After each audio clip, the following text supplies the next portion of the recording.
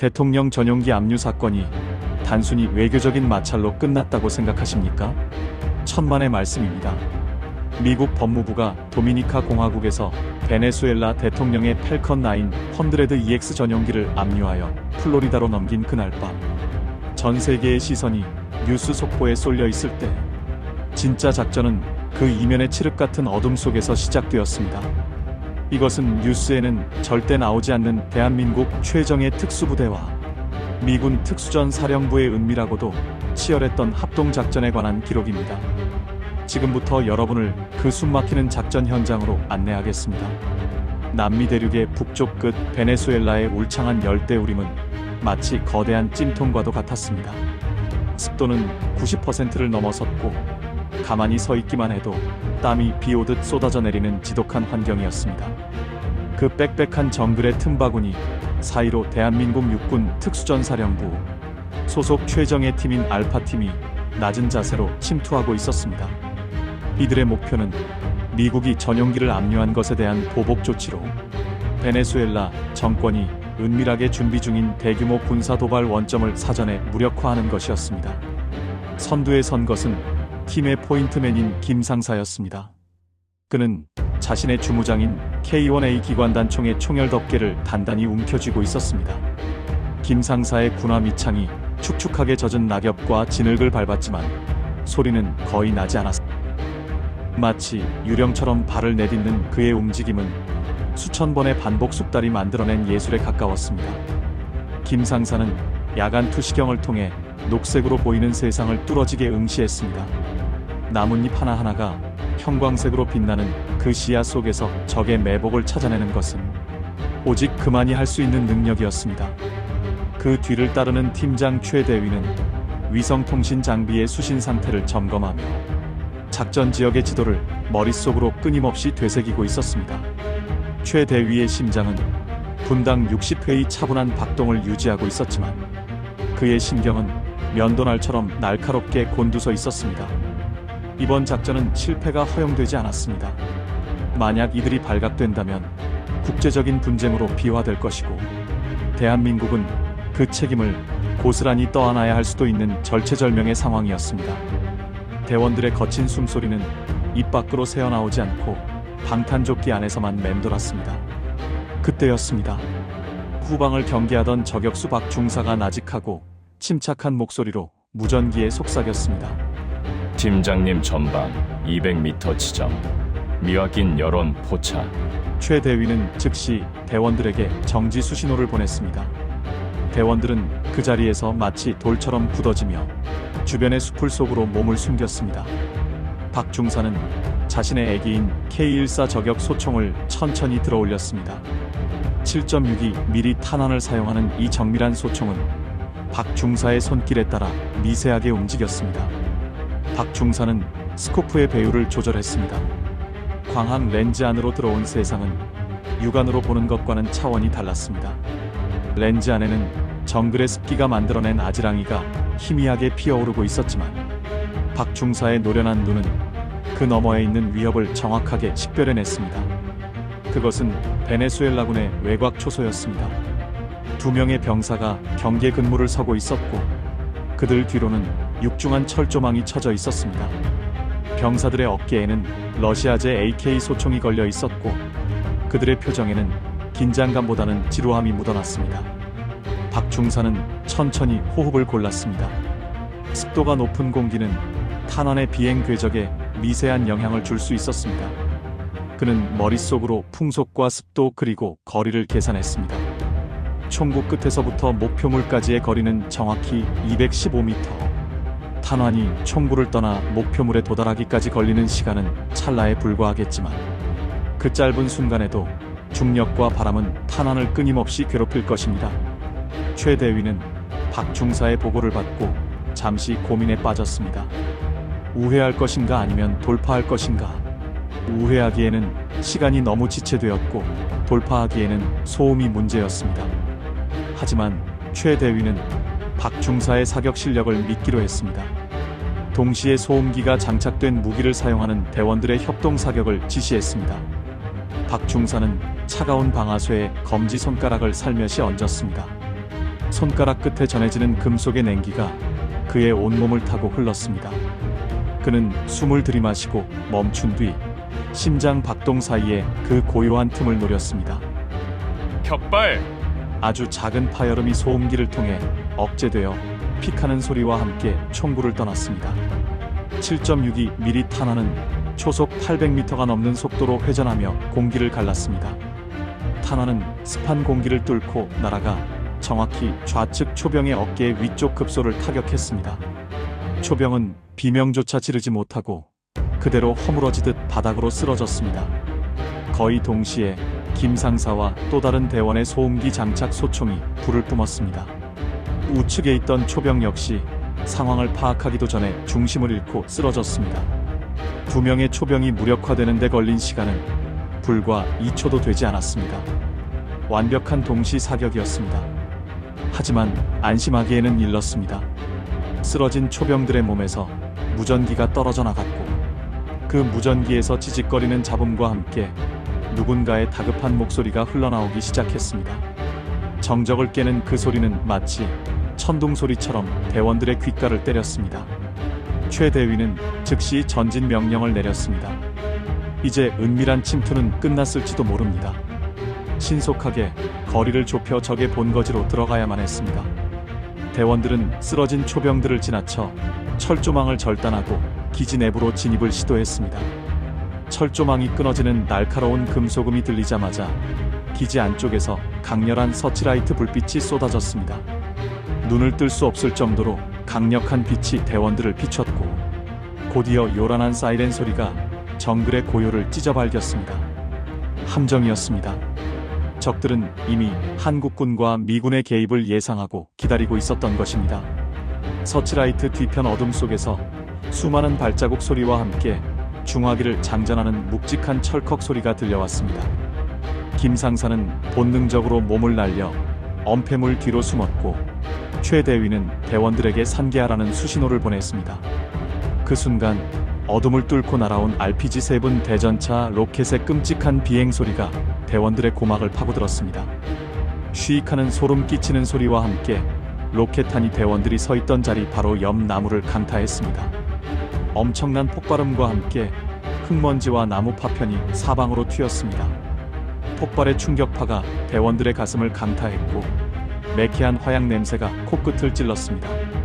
박 중사는 충격으로 잠시 이명이 들렸지만 본능적으로 다시 소총을 움켜쥐었습니다. 사방에서 적의 총탄이 빗발치기 시작했습니다. 예광탄들이 붉은 궤적을 그리며 대원들의 머리 위를 스쳐 지나갔습니다. 이것은 단순한 정찰 임무가 아니었습니다. 적들은 완벽하게 요새화된 진지에서 화력을 쏟아붓고 있었습니다. 최 대위는 무전기에 대고 고함을 쳤습니다. 여기는 알파팀. 함정에 빠졌다. 즉각적인 화력 지원을 요청한다. 반복한다. 화력 지원 요청. 하지만 무전기 너머에서는 지직거리는 잡음만이 들려왔습니다. 적들이 전파 방해 장치를 가동한 것이 분명했습니다. 고립무원의 상태. 사방은 적으로 둘러싸여 있고 통신마저 두절된 최악의 상황이었습니다. 그때 김 상사가 전방을 가리키며 다급하게 소리쳤습니다. 팀장님 저기를 보십시오. 놈들이 꺼내오고 있습니다. 김 상사가 가리킨 곳에는 거대한 경납고 문이 천천히 열리고 있었습니다. 그리고 그 안에서 도저히 이 정글 속에 존재해서는 안 될 거대한 강철의 괴물이 모습을 드러내기 시작했습니다. 그것은 단순한 전차나 장갑차가 아니었습니다. 정보당국에서도 파악하지 못했던 베네수엘라군의 비밀 병기가 굉음을 울리며 한국군 대원들을 향해 포신을 돌리고 있었습니다.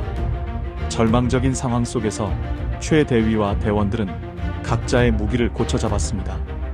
이제 살아서 돌아가기 위해서는 저 괴물과 맞서 싸워 이기는 방법밖에 없었습니다.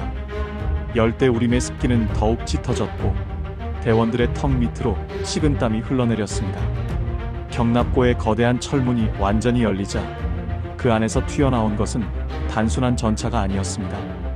그것은 러시아가 시가전을 위해 개발했던 괴물, 바로 BMPT 터미네이터의 개량형이었습니다.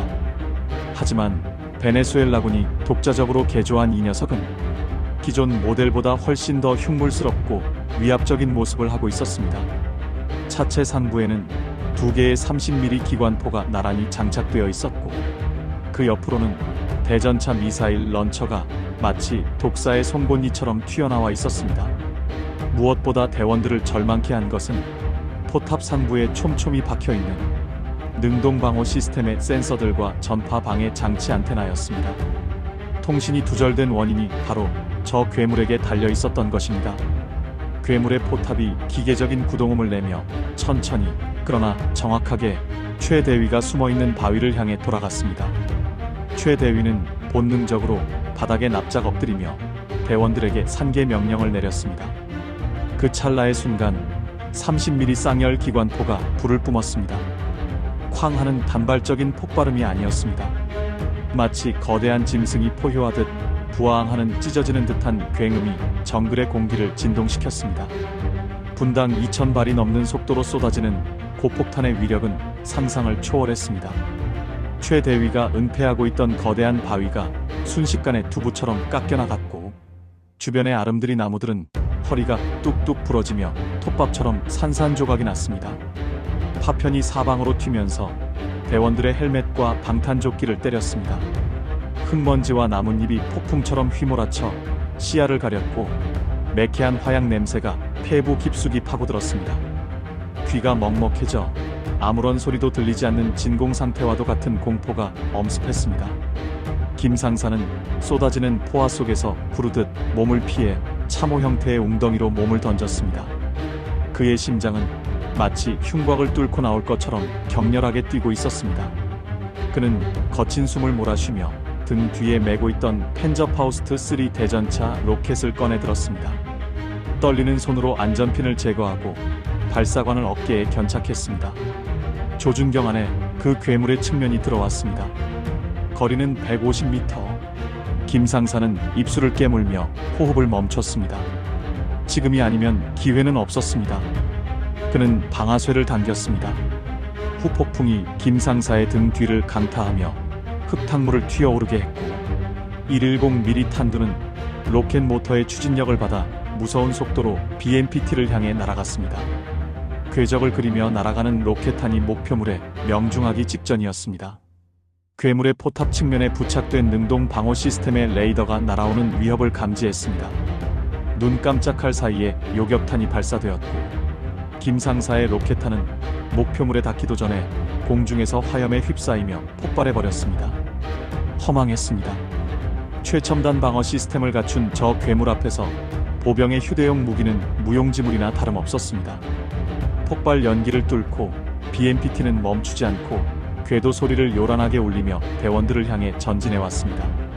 그 뒤로 베네수엘라군 보병들이 AK 소총을 난사하며 벌떼처럼 쏟아져 나왔습니다.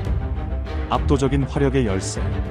최대위는 입안에 고인 흙과 피를 뱉어내며 상황을 냉정하게 판단하려 애썼습니다. 미군 델타포스 팀이 반대편에서 교란 작전을 펼치고 있을 터였지만 이 강력한 전파 방해 때문에 서로의 위치조차 확인할 수 없었습니다. 게다가 저 괴물이 뿜어내는 화력은 아군을 완전히 고립시키고 있었습니다. 그때 무전기 너머로 미세한 잡음 섞인 목소리가 들려왔습니다. 통신이 완전히 끊긴 것은 아니었습니다. 거리가 가까워지면서 미약하게나마 근거리 통신이 터진 것입니다. 그것은 저격수 박 중사의 목소리였습니다. 팀장님, 놈의 눈을 멀게 해야 합니다. 포탑 상단주 관측 장비 제가 처리하겠습니다. 최대위는 즉시 엄호 사격을 지시했습니다.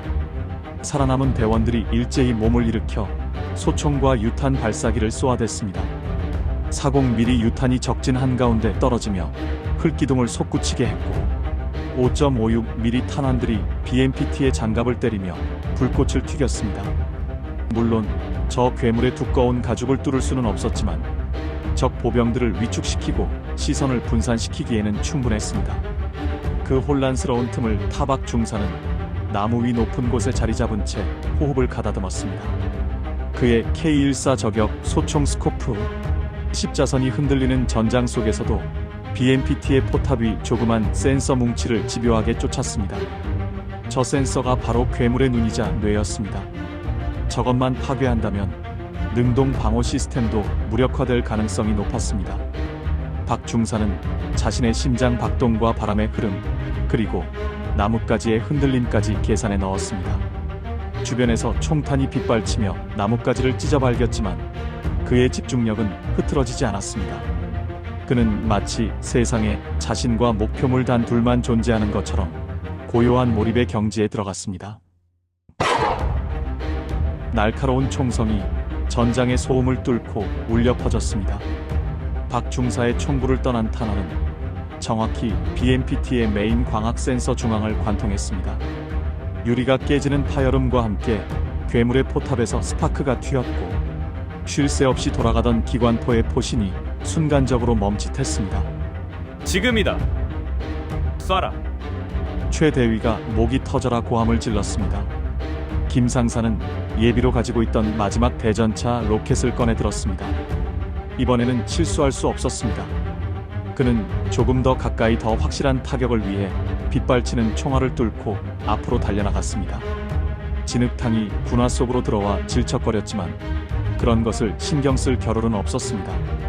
50m, 40m, 거리는 점점 좁혀졌습니다. BMPT의 보조 센서가 김 상사를 감지하고 기관포를 돌리기 시작했습니다. 30mm 탄환이 김 상사의 발밑을 훑고 지나가며 땅을 갈아엎었습니다. 파편이 튀어 김 상사의 허벅지를 스치고 지나갔습니다. 타는 듯한 고통이 밀려왔지만 그는 이를 악물고 무릎을 꿇은 자세로 로켓을 조준했습니다. 센서가 파괴되어 능동 방어 시스템이 작동하지 않을 것이라는 믿음 하나에 목숨을 걸었습니다. 김 상사의 손가락이 방아쇠를 당겼습니다. 다시 한번 묵직한 반동과 함께 로켓탄이 발사되었습니다. 이번에는 요격탄이 날아오지 않았습니다. 로켓탄은 빨려 들어가듯 BMPT의 포탑과 차체 사이의 틈새, 그 약한 연결 부위에 정확하게 꽂혔습니다.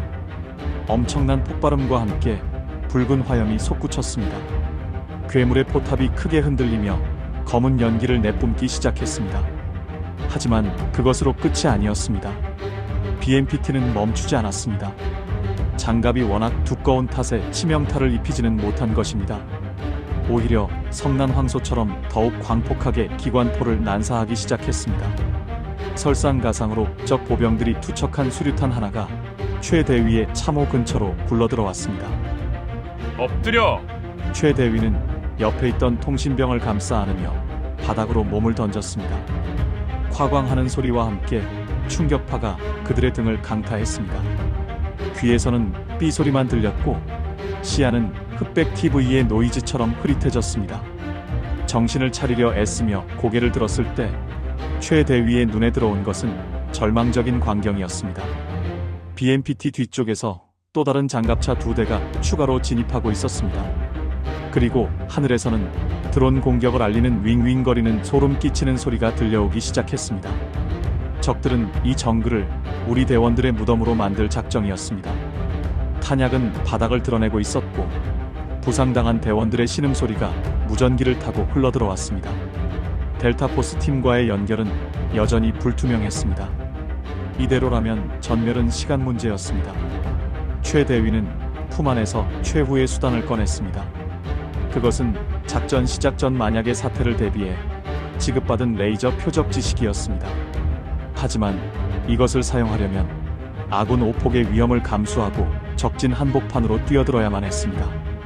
항공 지원을 유도하기 위해서는 전파 방해를 뚫을 수 있는 가장 확실하고도 위험한 거리까지 접근해야 했기 때문입니다.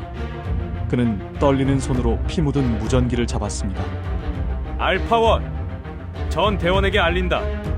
현 위치 사수 불가. 내가 유도하겠다. 내 신호가 보이면 즉시 이탈해라. 그것은 사실상 자신을 미끼로 던지겠다는 선언이나 다름없었습니다. 최 대위는 어금니가 부서질 정도로 강하게 깨물며 엄폐물 밖으로 몸을 날렸습니다. 쏟아지는 폭우와 진흙탕이 그의 군화를 잡고 늘어졌지만 그는 마치 야수처럼 네 발로 기어서라도 앞으로 나아갔습니다. 머리 위로는 적의 기관 총탄이 공기를 찢으며 지나갔고 뜨거운 탄피가 빗물 웅덩이에 떨어지며 치익하는 소리를 냈습니다. 그가 목표로 한 지점은 적의 화망이 집중되는 개활지 한복판에 쓰러진 거대한 고목나무 뒤편이었습니다. 그곳만이 유일하게 전파 방해의 간섭을 뚫고 상공의 아군기와 교신할 수 있는 사각지대이자 놈들에게 확실한 좌표를 찍어줄 수 있는 위치였습니다. 최 대위가 고목나무 뒤에 몸을 숨기자마자 BMPT의 포탑이 기괴한 기계음을 내며 그를 향해 돌아갔습니다. 놈은 쥐새끼 한 마리도 놓치지 않겠다는 듯 서치라이트를 미친 듯이 휘저으며 숲을 훑었습니다. 눈부신 빛이 최 대위의 헬멧을 스치고 지나가는 순간 그는 호흡을 멈추고 표적 지시기의 전원을 켰습니다. 지시기의 렌즈를 통해 보이지 않는 적외선 레이저가 어둠을 가르고 BMPT의 차체 중앙을 정확하게 가리켰습니다. 최 대위는 떨리는 손을 억누르며 무전기의 송신 버튼을 눌렀습니다. 빗물과 땀으로 범벅이 된 마이크에 대고 그는 쥐어짜듯 쉰 목소리로 좌표를 불렀습니다. 썬더원, 여기는 알파원. 내 레이저를 식별하라. 내 위치에서 북서쪽 60m. 위험거리 무시. 즉시 타격하라. 그 짧은 몇 초가 영겁의 시간처럼 느껴졌습니다. 적의 전파 방해가 심해 무전이 제대로 도달했는지 확신할 수 없었습니다. BMPT의 쌍열 기관포가 불을 뿜으려는 찰나 무전기 너머로 잡음 섞인, 그러나 너무나도 반가운 미군 파일럿의 목소리가 들려왔습니다. 카피 알파원, 레이저 스팟 확인. 굿킬. 3초 전, 그 순간 최 대위는 표적 지시기를 든 채로 바닥에 머리를 쳐박았습니다. 3, 2, 1. 밤하늘 높은 곳에서 대기하고 있던 미 해군 소속 F-35B 라이트닝2 전투기에서 투하된 GBU 12 페이브웨이2 레이저 유도 폭탄이 구름을 뚫고 낙하했습니다. 500파운드급 폭탄은 중력 가속도를 받으며 소리 없이 그러나 무자비하게 목표물을 향해 쇄도했습니다. 그리고 세상이 하얗게 변했습니다. 거대한 섬광이 정글의 어둠을 순식간에 집어삼켰습니다. 폭발음은 그 뒤를 이어 대기를 강타했습니다. 고막이 아니라 뼈와 장기를 직접 타격하는 듯한 묵직한 충격파가 최 대위의 몸을 공중으로 띄웠다가 바닥으로 내동댕이 쳤습니다.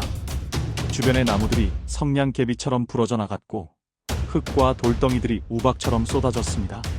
폭발의 여진이 가라앉고 자욱한 먼지 구름이 조금씩 걷히자 그 위용을 자랑하던 BMPT 터미네이터는 처참하게 구겨진 고철 덩어리가 되어 있었습니다.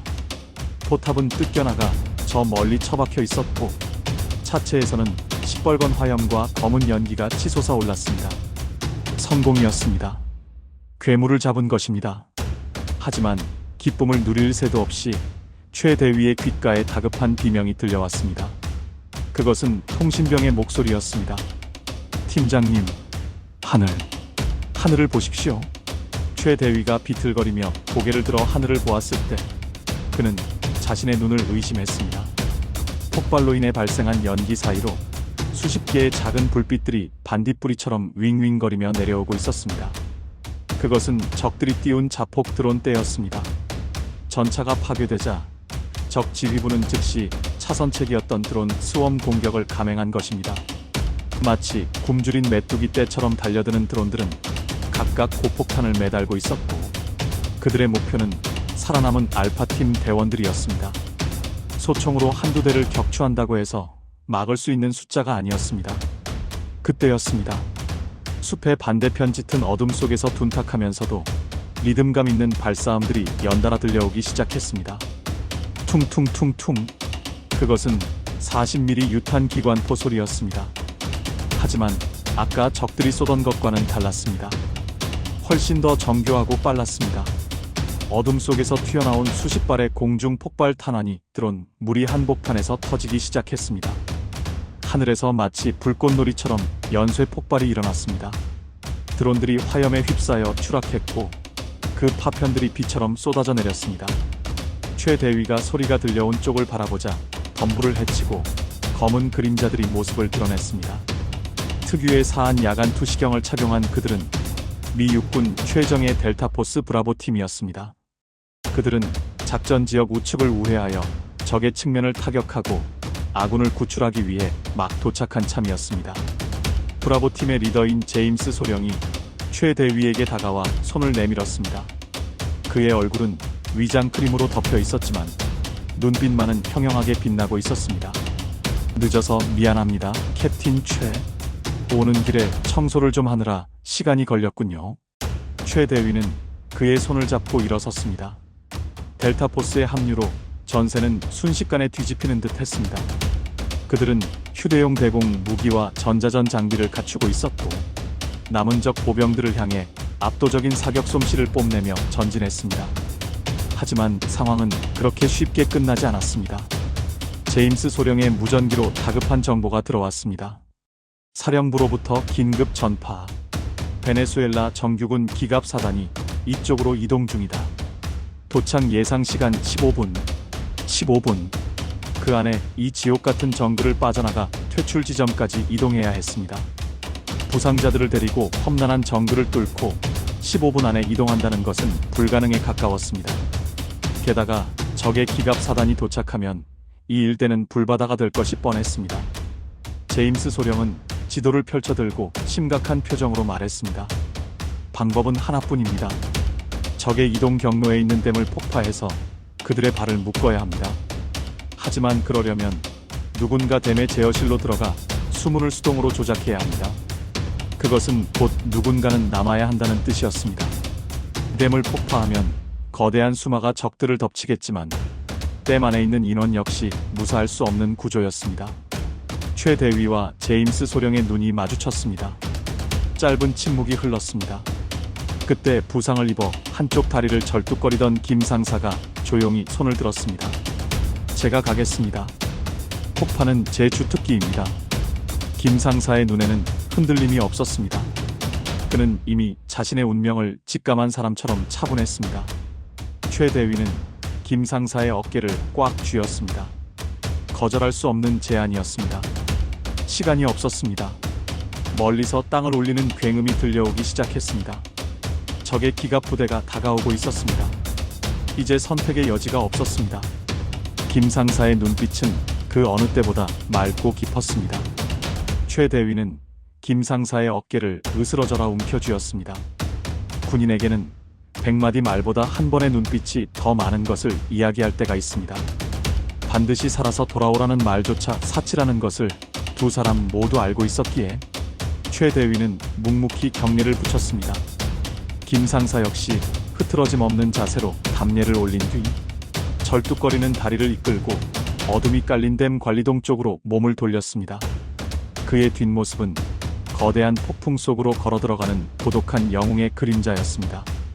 최 대위와 제임스 소령 그리고 남은 대원들은 이를 악물고 퇴출 지점을 향해 달리기 시작했습니다. 등 뒤에서는 베네수엘라 정규군 기갑 사단이 몰고 오는 지축을 울리는 진동이 점점 더 거세게 느껴졌습니다. 수십 대의 T-72 전차와 장갑차들이 내뿜는 엔진 소리는 마치 지옥의 사냥개들이 짖어대는 소리처럼 정글을 가득 메웠습니다. 15분. 그 짧은 시간 안에 모든 것이 결정될 터였습니다. 한편 댐 내부로 진입한 김 상사는 땀과 빗물로 뒤범벅이 된 채 좁고 습한 통로를 지나고 있었습니다. 부상당한 다리의 통증이 불에 댄 듯 밀려왔지만 그는 모르핀 주사기를 허벅지에 꽂아 넣으며 정신력을 다잡았습니다. 댐의 주요 구조물인 수문 제어실 하단 지지대. 그곳이 바로 이 거대한 콘크리트 벽을 무너뜨릴 수 있는 유일한 급소였습니다. 김 상사는 배낭에서 C4 폭약을 꺼냈습니다. 찰흙처럼 말랑말랑한 고성능 폭약을 구조물 틈새마다 꼼꼼하게 채워 넣었습니다. 그의 손놀림은 신속하고 정확했습니다. 뇌관을 결합하고 기폭장치를 연결하는 과정은 수천 번 연습했던 그대로였습니다. 차가운 콘크리트 벽에 귀를 대자 저 멀리서 다가오는 적 전차들의 진동이 웅웅거리며 전해져 왔습니다. 놈들이 코앞까지 왔다는 신호였습니다. 퇴출 지점에 도착한 최 대위와 델타포스 팀은 하늘을 올려다보았습니다. 약속된 시간이 되자 칠흑 같은 밤하늘을 가르며 미 육군 제160 특수작전항공연대 소속의 MH-47 치누크 헬기가 거친 바람을 일으키며 하강했습니다. 로터블레이드가 만들어내는 강력한 하강풍이 주변의 나무들을 휘어지게 만들었습니다. 탑승하라. 서둘러. 제임스 소령의 외침과 함께 대원들이 헬기에 오르기 시작했습니다. 하지만 최 대위는 헬기 램프 도어에 서서 댐 쪽을 하염없이 바라보았습니다. 김 상사가 아직 나오지 않았습니다. 무전기는 침묵을 지키고 있었습니다. 그때였습니다. 댐 위쪽 도로에 베네수엘라군의 선두 전차 부대가 모습을 드러냈습니다. 서치라이트 불빛이 댐 상부를 훑었고 기관 총좌가 퇴출하는 헬기 쪽을 향해 불을 뿜으려 하고 있었습니다. 댐 지하 깊은 곳, 김 상사는 마지막 뇌관을 연결하고 기폭 장치를 손에 쥐었습니다. 그의 눈앞에 있는 모니터에는 댐 위로 빽빽하게 들어선 적 전차들의 모습이 흐릿하게 비치고 있었습니다. 그는 품 안에서 꼬깃꼬깃해진 가족 사진을 꺼내 잠시 들여다보았습니다. 그리고 깊은 숨을 들이마셨습니다. 두려움은 없었습니다.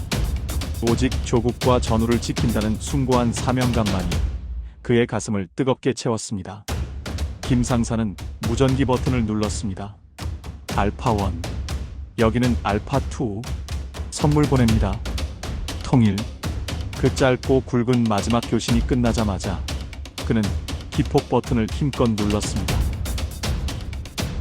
천지가 개벽하는 듯한 거대한 폭발음이 밤하늘을 찢어발겼습니다. 댐의 하단부가 붉은 화염에 휩싸이며 순식간에 붕괴되었습니다. 수억 톤에 달하는 엄청난 양의 강물이 본물 터지듯 쏟아져 나왔습니다. 그 힘은 인간이 만든 기계 따위는 감히 대적할 수 없는 자연의 분노 그 자체였습니다. 댐 위에 있던 적 전차와 장갑차들은 마치 장난감처럼 허공으로 튀어올랐다가 거대한 물살에 휘말려 흔적도 없이 사라졌습니다. 강물은 포효하는 용처럼 계곡을 따라 쏟아져 내리며 베네수엘라 기갑 사단의 본대를 그대로 집어삼켰습니다. 무적을 자랑하던 강철의 군단이 물거품이 되어 사라지는 장관이 연출되었습니다. 상승하는 헬기 안에서 최 대위는 그 광경을 목격했습니다. 거대한 물보라가 피어오르는 그곳, 김 상사가 있었던 그 자리는 이제 아무것도 남지 않았습니다. 최 대위는 헬기의 소음 속에서 오열 대신 거수 경례를 올렸습니다. 뜨거운 눈물이 볼을 타고 흘러내렸지만 그의 눈빛은 흔들리지 않았습니다. 제임스 소령과 델타포스 대원들 역시 모자를 벗고 깊은 경의를 표했습니다. 작전은 성공했습니다. 베네수엘라의 군사 도발 의지는 완전히 꺾였고 대통령 전용기 압류 사건으로 시작된 긴장은 미국의 압도적인 승리로 끝을 맺었습니다. 하지만 세상은 모를 것입니다. 이 승리의 이면에 대한민국 육군 특수전사령부 소속의 한 부사관이 자신의 모든 것을 던져 만들어낸 기적같은 희생이 있었다는 사실을 말입니다. 몇 시간 뒤 카리브해 공해상에 떠있는 미 해군 강습 상륙함의 갑판 동이 터오고 있었습니다. 붉게 타오르는 태양이 수평선 위로 고개를 내밀며 바다를 황금빛으로 물들였습니다. 최 대위와 살아남은 알파팀 대원들은 갑판에 도열해 있었습니다. 그들의 군복은 찢어지고 피와 진흙으로 얼룩져 있었지만 그들의 어깨에 부착된 태극기 패치만큼은 아침 햇살을 받아 그 어느 때보다 선명하게 빛나고 있었습니다. 미군 사령관이 다가와 최 대위의 손을 잡으며 말했습니다. 당신들은 진정한 영웅입니다. 미국은 오늘 한국군이 보여준 용기와 희생을 영원히 잊지 않을 것입니다. 최 대위는 먼 바다를 응시하며 나직하게 대답했습니다. 우리는 군인입니다. 조국이 부르면 어디든 가고 임무가 주어지면 반드시 완수할 뿐입니다. 그렇습니다. 우리가 매일 밤 편안하게 잠들 수 있는 이유는 보이지 않는 곳에서 자신의 젊음과 목숨을 바쳐 대한민국을 지키는 이러한 숨은 영웅들이 존재하기 때문입니다. 지금 이 순간에도 그들은 칠흑 같은 어둠 속에서 조국의 방패가 되어 묵묵히 자신의 자리를 지키고 있습니다. 김 상사는 비록 우리 곁을 떠나 별이 되었지만 그의 고귀한 군인 정신은 영원히 우리 가슴 속에 살아 숨 쉴 것입니다. 이것으로 남미의 정글에서 펼쳐진 대한민국 최정예 특수부대의 비밀 작전 이야기를 마칩니다. 시청해주셔서 감사합니다.